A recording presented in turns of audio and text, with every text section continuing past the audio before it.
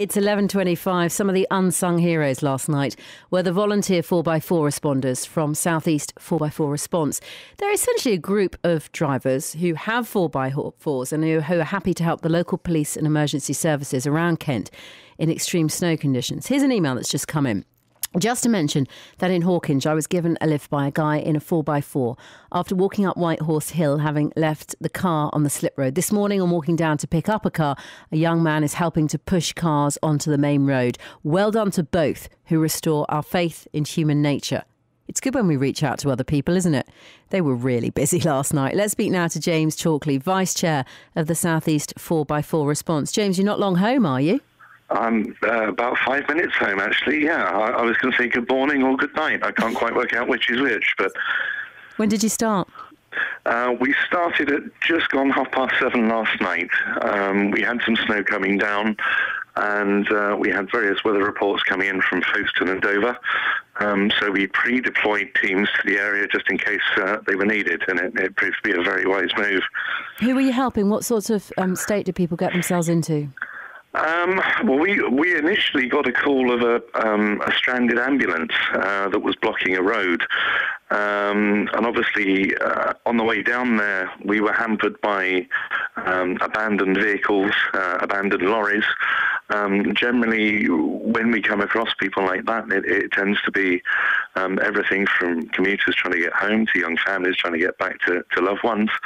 And generally, people are frustrated.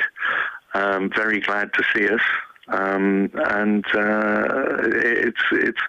it's great to hear some of the feedback that you guys have been getting about the work we've done. How many of you were out last night, James? We had just over 28 responders deployed.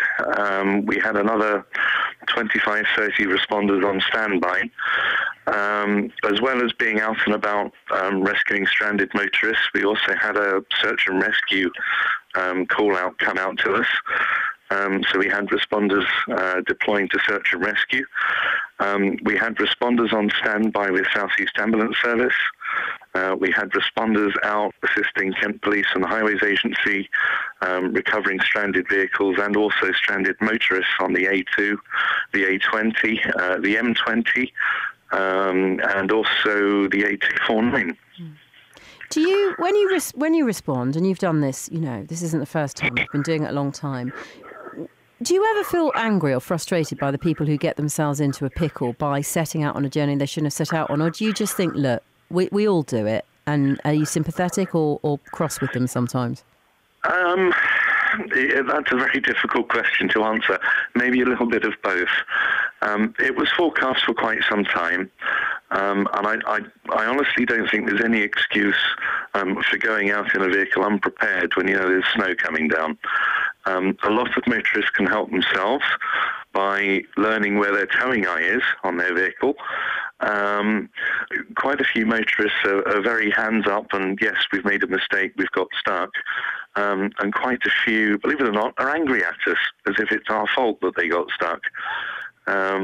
But once they understand and learn that we're all voluntary, we're volunteers doing it out of the goodness of our own hearts, we generally get a much better response.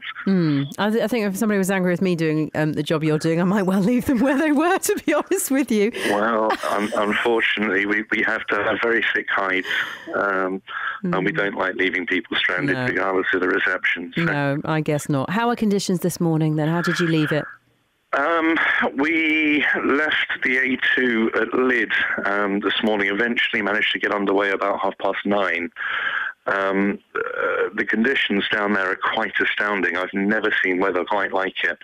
At one point we had 50-mile-an-hour winds driving snow up to depths of nearly 8 feet along the side of articulated lorries. Quite a lot of the side roads and country lanes that we were using to cut between the main roads had snow drifts of up to 3 to 4 feet on them. Very, very icy, incredibly icy.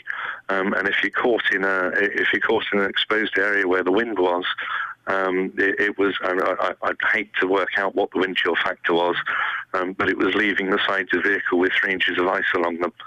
So it just gives you an idea of quite how bad it was. Well, we did hear from one woman who said her friend was trying to walk home after the car broke down, didn't have a phone. I mean, obviously that's not sensible, but she said she just ended up collapsing in the road. I mean, it was that bad. On that note, we got greeted on arrival at Lyddon. We got greeted by a woman who'd walked 3.5 miles in nothing but a jeans, t-shirt and a coat, trainers on her feet.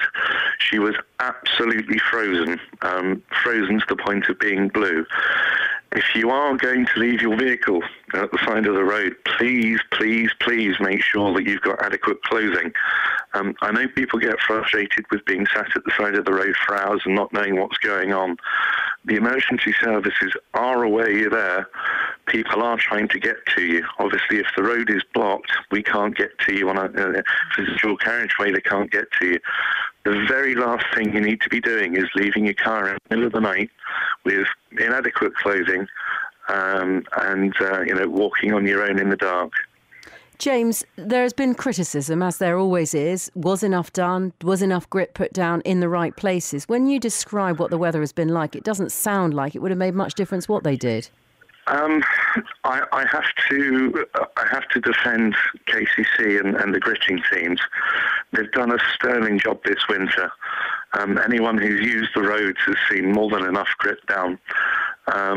Unfortunately, the weather conditions yesterday, we had a forecast of snow throughout most of the day, but it was expected at rush hour.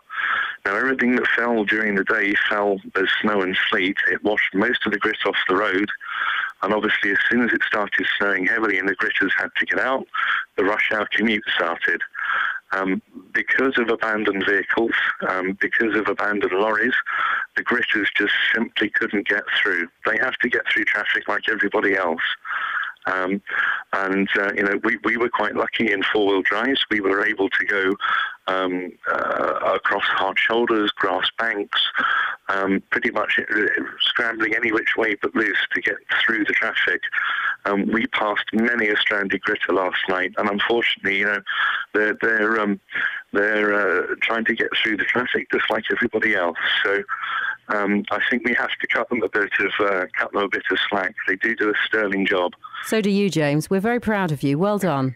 Thank you very much. Thank you. If I can just have a bit of a plug. Go for it. We're on Twitter. Our Twitter account is SE4x4R. We also have a community snow watch account. This is where people can report to us exactly what the road conditions are, and it also helps us to deploy responders to affected areas. That Twitter account is @KentCSW, and our website is southeast4x4response.org.uk. James, thank you for being there for the people of Kent. You do an amazing job. James Chalkley is Vice Chair of the Southeast 4x4 Response.